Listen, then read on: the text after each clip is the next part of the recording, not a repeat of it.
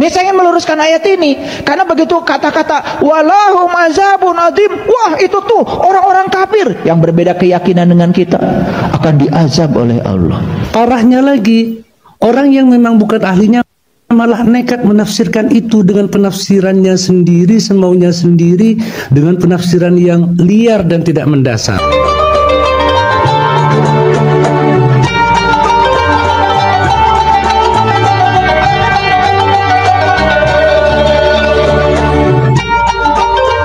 Assalamualaikum warahmatullahi wabarakatuh. Bismillahirrahmanirrahim. Alhamdulillahirrabbilalamin. Assalatu wassalamu ala asyrafil anbiya wal mursalin sayyidina Muhammadin wa ala alihi wa sahbihi ajma'in, amma ba'du. Bapak Ibu sahabat Cahayati yang dirahmati Allah, alhamdulillah di kesempatan kali ini kita jumpa lagi dalam keadaan sehat walafiat. Mudah-mudahan kita senantiasa mendapatkan lindungan dan rahmat dari Allah, mendapatkan taufik dan hidayahnya, dimudahkan segala usahanya dan dilancarkan rezekinya. Amin ya rabbal alamin. Allah, di kesempatan kali ini kami akan membawakan sebuah video yaitu tentang ceramahnya Ustadz Syaiful Karim, di mana beliau itu berani menafsirkan Al-Quran, berani membahas Al-Quran tanpa membekal ilmu yang mumpuni, tanpa bekal ilmu yang cukup, sehingga hasil dari fatwa atau ceramah-ceramahnya hanya menimbulkan pemahaman yang liar, pemahaman yang tidak mendasar, yang akibatnya menyesatkan umat Islam, khususnya umat Islam yang masih awam. Untuk itu mari kita simak videonya bersama-sama.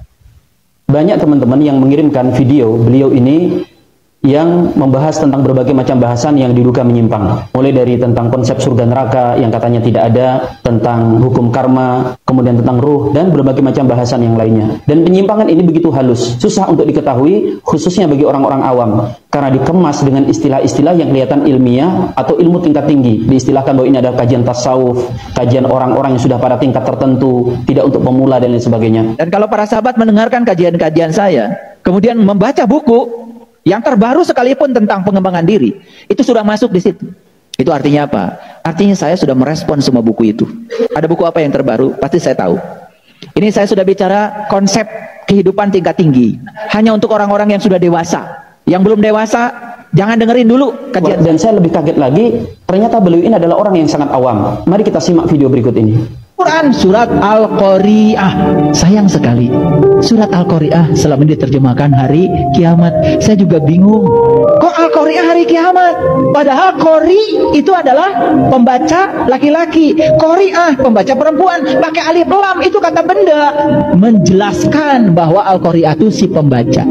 Jadi Al-Qari'ah itu artinya apa? Pembaca. Pembaca apa? Pembaca kitabmu. Kalau kalian sudah berhasil membaca kitab amalmu sendiri, kalian itu sudah jadi Al-Qari'ah. Mal-Qari'ah, apakah pembaca itu? Wa ma adraka mal-Qari'ah. Tahukah apakah pembaca itu? Diulang 3 kali. Kesalahan yang beliau lakukan itu bukanlah sabqul kalam atau kepleset lidah.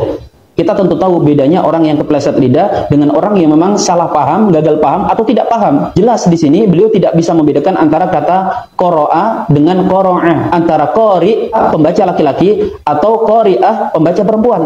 Sedangkan kata al-qari'ah itu dari kata qara'a, yaqra'u, artinya mengetuk. Jadi kalau al-qari'ah itu artinya pengetuk. Di antara turunan maknanya nanti adalah hari kiamat. Dan kesalahan seperti ini tidak harus para kiai, bahkan tidak perlu santri tingkat tinggi. Cukup anak-anak ibtidaiyah yang sudah mulai belajar bahasa Arab, mereka akan tahu bahwa ini adalah kengawuran tingkat tinggi. Maka di sini izinkan saya untuk menyeru lembaga-lembaga Islam, MUI, kemudian lembaga dakwah di NU dan Muhammadiyah, termasuk pihak yang berwenang yaitu Kemenak, mari kita bersama-sama membentengi akidah umat ini. Karena ini bukan lagi cuma masalah khilafiyah, ini jelas penyimpangan. MUI itu punya wewenang untuk menurunkan fatwa masalah Palestina, kemudian turun fatwa ketika ada seorang yang menistakan agama, makan daging bab 1 dengan membaca bismillah, kemudian diturunkan fatwanya. Kalau yang seperti itu kena fatwa, mereka ini seharusnya lebih kena fatwa. Kalau kemudian timbul kekhawatiran MUI terlalu ikut campur, berpihak pada kelompok tertentu, baiklah, kalau memang tidak demikian, hendaknya kalau ada penyimpangan-penyimpangan seperti ini, diadakan dialog, diskusi, debat, supaya masyarakat tahu. Karena kalau kita hanya men-state seperti ini, banyak pihak mengatakan, itu kan versi Anda, belum ketemu langsung dan sebagainya.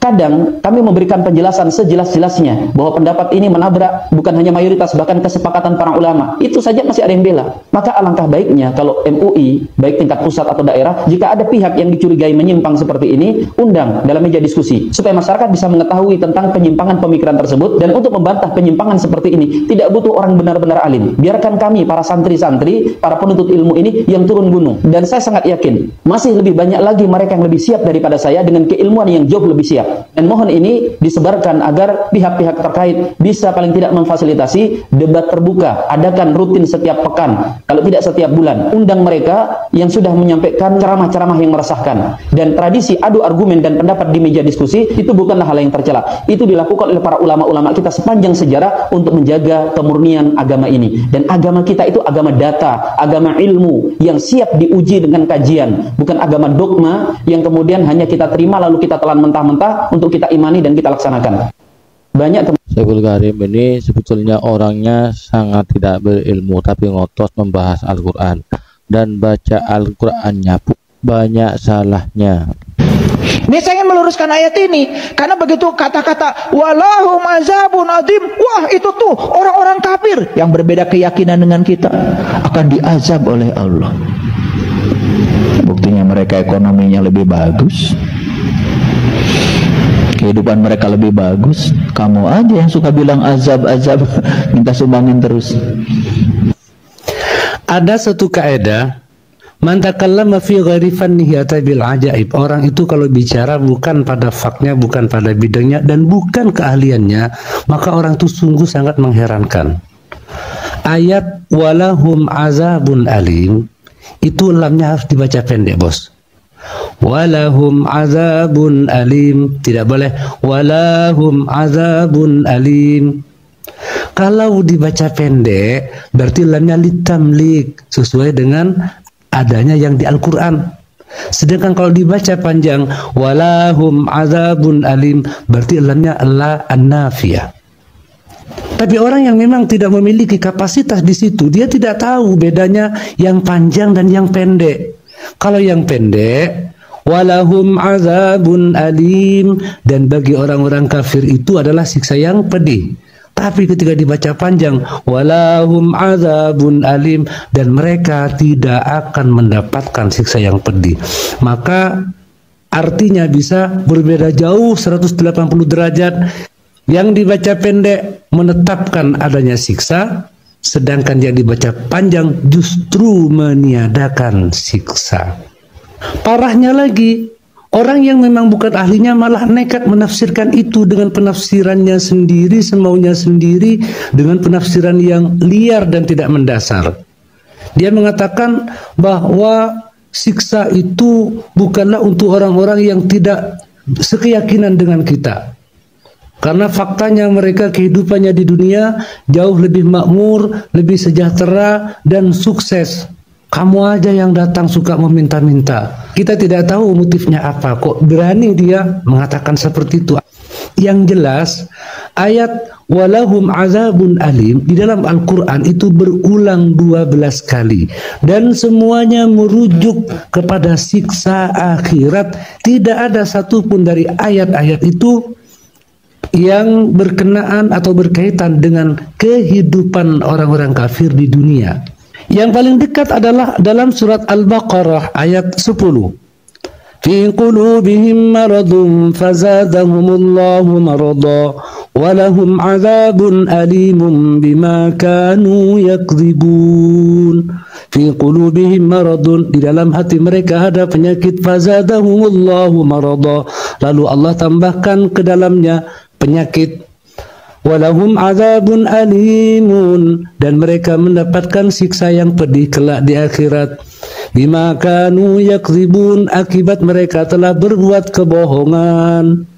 12 kali walahum azabun alimun berulang dalam Al-Quran, semuanya merujuk ke dalam siksa akhirat. Tidak sedikit pun dan tidak satu pun dari ayat-ayat itu yang berkaitan dengan keadaan nasib orang-orang kafir di dunia. Baca Al-Quran ada ilmunya, menafsirkan Al-Quran ada ilmunya, hakikat, makrifat ada disiplin ilmunya, tanpa harus mengaca-aca, tatanan syariat. Salam. Bapak Ibu pemirsa TSTV yang dirahmati Allah, demikianlah apa yang telah disampaikan oleh Ustaz ini dalam rangka yaitu memberantas atau meluruskan pemahaman dari Syekhul Karim, pemahaman yang menyesatkan. Jadi Bapak Ibu jangan sembarangan berguru kepada orang yang kita belum tahu kapasitas keilmuannya. Banyak di kalangan NU Aswaja itu banyak. Tidak usah berguru kepada orang-orang yang tidak jelas, yang hanya nanti menyebabkan kita itu tersesat di dalam beragama. Bapak Ibu sahabat Cahayati yang dirahmati Allah, demikianlah konten yang kami persembahkan pada kesempatan kali ini. Mudah-mudahan bermanfaat bagi kita bersama, menjadi tambahan wawasan, tambahan pengetahuan, tambahan ilmu bagi kita bersama. Amin ya rabbal alamin. Dari kami, apabila ada kesalahan, kekurangan, mohon maaf yang sebesar-besarnya. Hadanallahu wa yakum. Wassalamualaikum warahmatullahi wabarakatuh.